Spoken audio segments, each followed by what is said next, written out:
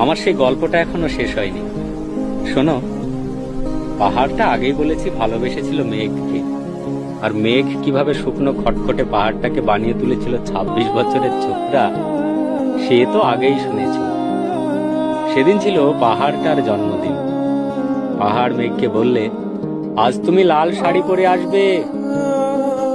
মেঘ পাহাড়কে বললে, আজ তোমাকে স্নান করিয়ে দেব চন্দন জলে।